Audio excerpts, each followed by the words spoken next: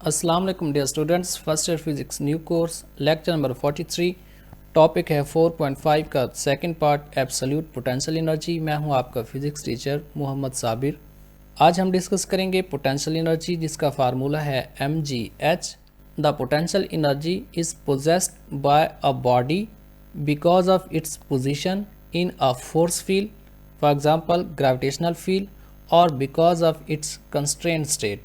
एक बॉडी के पास उसकी पोजीशन के बायस पाई जाने वाली एनर्जी का नाम पोटेंशियल एनर्जी है। अगर वो किसी फोर्स फील्ड में पड़ा है जैसा कि ग्रेविटेशनल फील्ड है, या फिर ऐसा भी कह सकते हैं उस बॉडी के पास उसकी कंस्ट्रेंट स्टेट की वजह से जो एनर्जी है उसका नाम भी पोटेंशियल एनर्जी है। इस कंस्ट्रेंट स्टेट को हम यहाँ से डिस्कस करते हैं। यहाँ पे एक स्प्रिंग है जिसके ऊपर फोर्स अप्लाई करने पर ये कंप्रेस होता है। जब ये स्प्रिंग कंप्रेस होता है उस हालत में अगर आप इसके ऊपर कोई मैस रखेंगे तो ये उस मैस के ऊपर वर्क करेगा, मींस उसको अपनी जगह से डिस्प्लेस करेगा। और ऐसा क्यों करेगा? क्योंकि स्प्रिंग कंप्रेस हो चुका है और कंप्रेस स्प्रिंग के अंदर एक प्रॉपर्टी है जिसका नाम इलास्टिसिटी है। वो इलास्टिसिटी इसको रिकवर करना चाहेगी और ये स्प्रिंग रिकवर होने में इस मैस के ऊपर रिस्टोरिंग फोर्स लगा के इसको अपनी जगह से डिस्प्लेस करता है, जिसको वर्क कहा जाता है। अब इस स्प्रिंग के अंदर जो एनर्जी आई वो इसकी कंप्रेस स्टेट की वजह से आ सकती है या फिर स्ट्रेच स्टेट की वजह से आ सकता है। ये जो कंप्रेस स्टेट है या स्ट्रेच स्टेट है इसे हम कहते हैं constraint state. The energy stored in a compress spring is the potential energy possessed by the spring due to its compressed or stretched state. This form of energy is called elastic potential energy. एक spring के पास उसकी compressed या stretch state के बायस पाई जाने वाली energy का नाम है इलास्टिक पोटेंशियल एनर्जी। उसके बाद हम डिस्कस करेंगे एब्सोल्यूट पोटेंशियल एनर्जी जिसका फार्मूला है U equals minus capital G mass of earth mass of body divided by R. The absolute gravitational potential energy of an object at a certain position is the work done by gravitational force in displacing the object from that position to infinity where the force of gravity becomes zero. अर्थ के gravitational field में एक object को एक certain position से infinity तक, जहाँ पे force of gravity zero बन जाती है, वहाँ तक डिस्प्लेस करने में जो ग्रेविटेशनल फोर्स उस पर वर्क करती है वो वर्क उस बॉडी के अंदर एक एनर्जी की फॉर्म में स्टोर हो जाता है। उसका नाम है एब्सोल्यूट पोटेंशियल एनर्जी। सबसे पहले हम ये डिस्कस करेंगे कि पोटेंशियल एनर्जी के दो फार्मूलाज हैं, एक है mgh और दूसरा ये हो गया absolute potential energy, that is U equals minus capital G mass of earth mass of body divided by R। तो इनमें डिफरेंस क्या है? The expression mgh is used to calculate the work done by the gravitational force or gravitational potential energy near the earth's surface where gravity remains nearly constant। ये जो formula है mgh इसको हम use करते हैं to calculate work done by gravitational force या फिर gravitational potential energy find करने के लिए near the surface of earth, जहाँ पे ग्रेविटी को ऑलमोस्ट कांस्टेंट माना जाता है। मीन्स mgh फार्मूला तब हम इस्तेमाल करते हैं जब हाइट कंपैरेटिवली लार्जर ना हो, जिसके लिए g की वैल्यू को कांस्टेंट माना जाए, that is 9.8 metre per second square. However if a body moves through a large distance in space, say from point 1 to n as shown in figure, the gravitational force that is F equals G m over r square cannot be considered constant because it decreases with the distance, following the inverse square law, that is F proportional to 1 over r square। अगर एक body move करता है through large distance, जैसा कि यहाँ पे दिखाया गया पॉइंट 1 से n तक, इस वक्त इस बॉडी पे जो लगने वाली ग्रेविटेशनल फोर्स है उसका फार्मूला है F equals capital G mass of earth mass of this body divided by r square। अगर आप इस स्मॉल r को देखेंगे तो ये है radius of earth plus height. Means इतनी हाइट है कि हमने इसका जो रेडियस लिया उसको रेडियस ऑफ अर्थ नहीं लिया, बल्कि उसके अंदर हाइट को भी ऐड किया हुआ है। अब अगर इससे मज़ीद आगे बढ़ेंगे तो ये r बढ़ेगा, जब r बढ़ेगा तो हम जानते हैं the value of g decreases with increase in altitude, क्योंकि हम पॉइंट 1 से जब n की तरफ जा रहे हैं तो अल्टीट्यूड बढ़ रहा है, तो g की वैल्यू वेरी कर रही है, जिस वजह से ग्रेविटेशनल फोर्स वेरी करती है और इसका वेरिएशन फॉलो करता है इन्वर्स स्केयर लॉ को। मींस इस जगह पे अगर आप एक बॉडी को पॉइंट 1 से n तक ले जाओ तो फोर्स कांस्टेंट नहीं है और ग्रेविटेशनल एक्सलेरेशन जो 9.8 मीटर पर सेकंड स्क्वायर मानते हैं वो भी कांस्टेंट नहीं है। जब ये कांस्टेंट नहीं है तो हम mgh का फार्मूला यूज़ नहीं कर सकते। फिर हमें एक और फार्मूला चाहिए जो इस हालत में भी वर्क करे। वो फार्मूला है U = -G mass of earth mass of body divided by r, और इस वक्त जो बॉडी के पास एनर्जी आएगी उसका नाम होगा एब्सोल्यूट पोटेंशियल एनर्जी। अब ये बात तो क्लियर होगी कि पॉइंट 1 से n तक जाने में फोर्स कांस्टेंट नहीं है। हमने इस चैप्टर का फर्स्ट टॉपिक पढ़ा था work done by a constant force.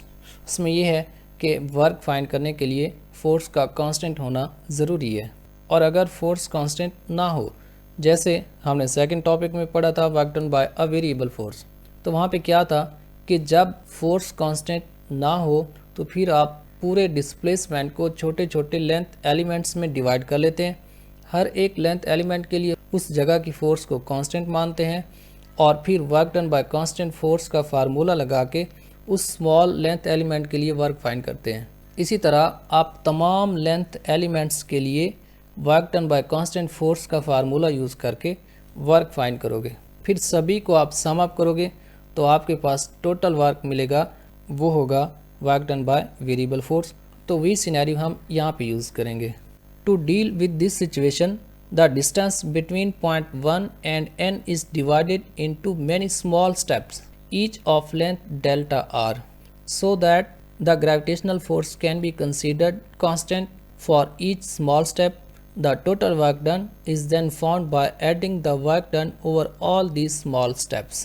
इस सिचुएशन से डील करने के लिए हम पॉइंट 1 से n तक टोटल डिस्टेंस को n स्मॉल स्टेप्स में डिवाइड कर देंगे और हर एक स्टेप की जो लेंथ है वो है डेल्टा r। फिर हमें टोटल वर्क मिलेगा जब हम इन सभी लेंथ एलिमेंट्स के वर्क्स को सम अप करेंगे। The work done during first step that is W1 to 2 can be found as W12 = F vector dot delta R vector. अगर आप एक्सपेंड करके लिखेंगे ये बनेगा W12 = F delta R cos theta. F gravitational force है, हम पहले discuss कर चुके हैं, और डेल्टा R पॉइंट 1 से 2 तक का डिस्प्लेसमेंट है। आप यहाँ पे देखिए जब इस मैस को पॉइंट 1 से 2 की तरफ मूव किया गया, इसका डिस्प्लेसमेंट डेल्टा R ये अपवर्ड है, जबकि इस मैस पे लगने वाली ग्रेविटेशनल फोर्स डाउनवर्ड है। क्योंकि ये अपोजिट हैं इसीलिए इनके दरमियान बनने वाला एंगल 180 डिग्री है। आप थीटा की जगह पे 180 पुट करेंगे, F की वैल्यू भी पुट करेंगे, तो ये बनेगा W12 = G mass of earth mass of body divided by r square delta R cos theta की जगह पे 180। cos 180 -1 होता है और r स्क्वायर को डेल्टा R के नीचे ले आएंगे तो ये बनेगा W12 - G mass of earth mass of body multiplied by delta R और r स्क्वायर। इसका नाम है इक्वेशन नंबर 1। हमने वर्क फाइंड करने के लिए यहाँ से दो चीज़ें फाइंड करनी है, एक डेल्टा R, दूसरा r square. Let r1 be the distance of point 1 and 2 respectively from the center of earth, that is O. Delta r is the distance between these 2 points and r is the distance from the center of earth to the midpoint between point 1 and 2. फर्ज करें अर्थ के centre से point 1 का distance, इसका नाम है r1। इसी तरह सेंटर ऑफ अर्थ से सेकंड पॉइंट का डिस्टेंस है r2। R1 और R2 के दरमियान डिस्टेंस का नाम है डेल्टा R, और हमने एक मिड पॉइंट लिया 1 और 2 के दरमियान जिसका सेंटर ऑफ अर्थ से डिस्टेंस है R। अगर आप देखिए सेंटर ऑफ अर्थ से फर्स्ट पॉइंट तक डिस्टेंस R1 है, फिर फर्स्ट पॉइंट से सेकंड पॉइंट तक डेल्टा R है। इन दोनों को जमा करेंगे तो ये बनेगा सेंटर ऑफ अर्थ से सेकंड पॉइंट तक का distance that is R2। Means R1 plus delta R equals R2। यहाँ से डेल्टा आर लेंगे तो R1 प्लस का है, दूसरी तरफ जाएगा तो माइनस का हो जाएगा और ये बनेगा delta R equals R2 minus R1। हमने डेल्टा आर फाइंड कर लिया। अब हमें चाहिए आर स्केयर। आर एक मिड पॉइंट का डिस्टेंस है, तो इस पे मिड पॉइंट फार्मूला यूज़ करेंगे। उसके लिए क्या होता है, इस पॉइंट से पीछे वाला पॉइंट दैट इज़ R1, इससे आगे वाला पॉइंट दैट इज़ R2, इनको सम करके 2 पे डिवाइड करेंगे तो हमें मिलेगा mid point that is R equals R1 plus R2 divided by 2। यहाँ से हम R ले सकते हैं। अब इस इक्वेशन में R2 की ये वैल्यू उठा के यहाँ पे पुट करें तो ये बनेगा R equals R1 plus delta R divided by 2। R1 और R1 दोनों एक दूसरे में ऐड हो जाएंगे, ये बनेगा R equals 2R1 plus delta R divided by 2। इसको सॉल्व करेंगे तो ये बनेगा R equals R1 plus delta R divided by 2। हमें R स्केयर चाहिए तो इसका स्केयर लेंगे, स्केयर लेंगे तो ये बनेगा R square equals R1 plus delta R divided by 2 whole square. अब यहाँ पे एक फार्मूला बन गया a plus b whole square that is a square plus b square plus 2ab। तो इसको एक्सपेंड करते हैं, ये बनेगा R square equals R1 square plus delta R by 2 whole square plus 2R1 delta R divided by 2। Point 1 से n तक जाने के लिए फोर्स कांस्टेंट नहीं है, जिस वजह से हमने इस डिस्प्लेसमेंट को स्मॉल लेंथ एलिमेंट्स में डिवाइड किया। तब हमने हर एक लेंथ एलिमेंट के लिए फोर्स को माना कांस्टेंट। और ये फोर्स कांस्टेंट कब मानी गई, जब पॉइंट 1 से 2 के दरमियान का डिस्टेंस स्मॉल है और उस स्मॉल डिस्टेंस के लिए इस फोर्स को हमने कांस्टेंट माना, क्योंकि ये डिस्टेंस स्मॉल है। अगर आप सेंटर ऑफ अर्थ से इस फर्स्ट पॉइंट का डिस्टेंस देखें तो R1 ये बहुत बड़ा डिस्टेंस है, जबकि पॉइंट 1 से 2 तक का डेल्टा R ये वेरी स्मॉल है। एक तो ये स्मॉल डिस्टेंस है और मज़ीद ये 2 पे डिवाइड हो रहा है तो ये मज़ीद छोटा हो जाएगा, स्मॉल हो जाएगा, और ये इतना स्मॉल हो जाएगा R1 के मुकाबले में कि हम इसको निगलेक्ट कर देंगे। As delta R by 2 whole square is very smaller than R1 so it is neglected. ये निगलेक्ट हो जाएगा और इधर 2 से ये 2 कैंसिल, बाकी बचेगा R square plus R1 square plus R1 delta R। यहाँ पे आप डेल्टा R की वैल्यू पुट करेंगे तो ये बनेगा R square equals R1 square plus R1 delta R की जगह पे आया R2 माइनस R1। इस R1 को अंदर मल्टीप्लाई करेंगे, ये बनेगा R square equals R1 square plus R1 R2 minus R1 square. यहाँ पे R1 स्केयर से R1 स्केयर कैंसिल हो जाएंगे, R स्केयर बनेगा R1 R2। हाँ जी, हमने डेल्टा R भी फाइंड कर लिया और R स्केयर भी फाइंड कर लिया। अब ये वैल्यूज़ पुट करेंगे इक्वेशन नंबर 1 में, that is W12 equals minus GMM delta R divided by R square. Values put करने पे ये बनेगा W12 equals minus capital G mass of earth mass of body, delta R की जगह पे R2 minus R1 और R square की जगह पे R1 R2। इसको सेपरेटली लिखेंगे, ये बनेगा W12 equals minus GMM R2 divided by R1 R2 minus R1 divided by R1 R2। यहाँ पे R2 से ये R2 कैंसिल और R1 से ये R1 कैंसिल, बाकी बचेगा W12 equals minus GMM 1 over R1 minus 1 over R2। This is the work done from point 1 two point 2। अब आप यहाँ पे सिमेट्री चेक कीजिए, यहाँ पे है 1 2। अगर आप इसमें देखेंगे तो फर्स्ट पे है R1 और सेकंड पे है R2। इसको देख के हम वर्क डन फाइंड कर सकते हैं from point 2 to point 3। Now work done from point 2 to 3 is given as W23 equals minus GMM 1 over R2 minus 1 over R3। इसी तरह पॉइंट 3 से 4 तक बनेगा W34 equals minus GMM 1 over R3 minus 1 over R4। और इसी तरह point n-1 to n work बनेगा Wn-1 to n equals minus GMM 1 over Rn-1 minus 1 over Rn।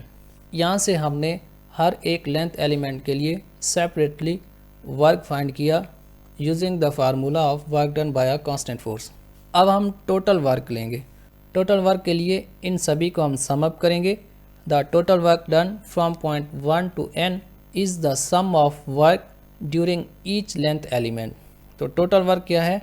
हर एक लेंथ एलिमेंट के वर्क्स का sum, that is W1 to n equals W12 plus W23 plus W34 plus up to so on plus Wn-1 to n।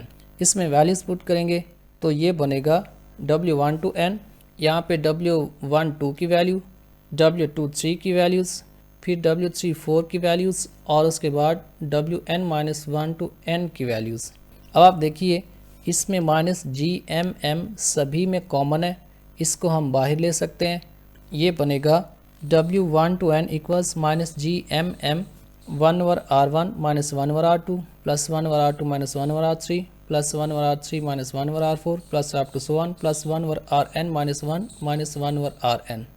हाँ जी, अब आप देखिए जो red colour में है ये है work done from point 1 to 2, this is work done from point 2 to 3, this is from 3 to 4, similarly this is work done from n-1 to n। अगर आप देखें तो फर्स्ट लेंथ एलिमेंट के अंदर सेकंड टर्म और सेकंड के लिए first term ये आपस में कैंसिल हो जाते हैं। इसी तरह इस टर्म का सेकंड पार्ट और आगे वाली टर्म का फर्स्ट पार्ट ये आपस में कैंसिल हो जाते हैं, और इसी तरह इस टर्म का सेकंड पार्ट इससे आगे वाली का फर्स्ट पार्ट वो कैंसिल हो जाएंगे, और इसी तरह इससे आगे वाली का सेकंड, उससे आगे फर्स्ट टर्म और उसका सेकंड, फिर आगे वाली टर्म का फर्स्ट, ये आपस में कैंसिल हो जाएंगे। बाकी बचेगा W1 to n equals -GMM 1 over R1 minus 1 over Rn। हमने एब्सोल्यूट पोटेंशियल एनर्जी में ये कहा कि आप ऑब्जेक्ट को अर्थ के ग्रेविटेशनल फील्ड में किसी पॉइंट से उठाओ और वहाँ तक ले जाओ जो इन्फिनाइट डिस्टेंस है, जहाँ पे अर्थ का ग्रेविटेशनल फील्ड ऑलमोस्ट ज़ीरो हो जाता है। If n is situated at infinity from the earth then Rn equals infinity and 1 over infinity equals 0। आप ये वैल्यूज़ पुट करेंगे तो वर्क बनेगा 1 to infinity equals -GMM 1 over R1 minus 0। इसे general लिखेंगे, ये बनेगा W equals -GMM divided by R। ये वर्क हुआ उस बॉडी के ऊपर जिसको पॉइंट O से N तक पहुंचाने में ग्रेविटेशनल फील्ड ने किया। ये वर्क क्योंकि उस बॉडी के अंदर पोटेंशियल एनर्जी की फॉर्म में स्टोर हो जाता है और ये एब्सोल्यूट पोटेंशियल एनर्जी है। दूसरे पोटेंशियल एनर्जी से डिफरेंशिएट करने के लिए इस वर्क को हम एब्सोल्यूट पोटेंशियल एनर्जी U से रिप्रेजेंट कर रहे हैं। This work is stored as potential energy in the body, so put W equals U, तो ये बनेगा U equals -GMM divided by R। यहाँ पे R क्या है? वो डिस्टेंस है जो सेंटर ऑफ अर्थ से इस पॉइंट तक है। अगर आप किसी बॉडी को सेंटर ऑफ अर्थ से अर्थ की सरफेस तक ले आओ, तब इन दोनों के दरमियान जो डिस्टेंस बनेगा वो सिर्फ रेडियस ऑफ अर्थ बनेगा। If the body is moved from the centre of earth to its surface then put small r equals radius of earth. अब ये फार्मूला बनेगा U equals minus capital G mass of earth mass of body divided by radius of earth। Here the negative sign shows that earth's gravitational field is attractive। यहाँ पे negative sign ये बता रहा है कि अर्थ का ग्रेविटेशनल फील्ड अट्रैक्टिव है। अगर आप किसी ऑब्जेक्ट को अर्थ के ग्रेविटेशनल फील्ड से बाहर लाना चाहोगे तो आपको अर्थ के ग्रेविटेशनल फील्ड के अगेंस्ट वर्क करना पड़ेगा। ये था हमारा आज का लेक्चर। नेक्स्ट लेक्चर है 44, टॉपिक है 4.6 escape velocity. The gravity sphere के प्लेटफॉर्म से हमने फर्स्ट ईयर क्लासेस का आगाज़ किया हुआ है। अगर आप हमारे प्लेटफॉर्म से लर्न करना चाहते हैं तो हमारी वेबसाइट का लिंक है, यहाँ से इनरोल कर सकते हैं। हमारा व्हाट्सअप नंबर भी है, यहाँ से भी कॉन्टैक्ट कर सकते हैं। हमारे फेसबुक पेज को फॉलो कीजिएगा और द ग्रेविटी स्फीयर हमारा यूट्यूब चैनल है, आप इसको सब्सक्राइब कीजिएगा ताकि हमारे आने वाले तमाम वीडियोज़ आप तक पहुँचते रहें। और अगर इस टॉपिक में आपका कोई क्वेश्चन है तो कमेंट सेक्शन में लाजमी पूछिएगा। इसके अलावा हमने यूट्यूब कम्युनिटी एक ग्रुप बनाया हुआ है, वहाँ पर भी आप अपने सजेशन दे सकते हैं। आप कोई क्वेश्चन पूछना चाहते हैं तो वहाँ पे भी आप पोस्ट कर सकते हैं। इसी तरह हम भी इस कोर्स से रेलिवेंट अपडेट्स वहाँ पे शेयर करेंगे। कोई MCQs होते हैं, कोई शॉर्ट क्वेश्चंस होते हैं तो वहाँ पे पोस्ट की फॉर्म में आपको मिल जाया करेंगे। थैंक यू, अल्लाह हाफिज़।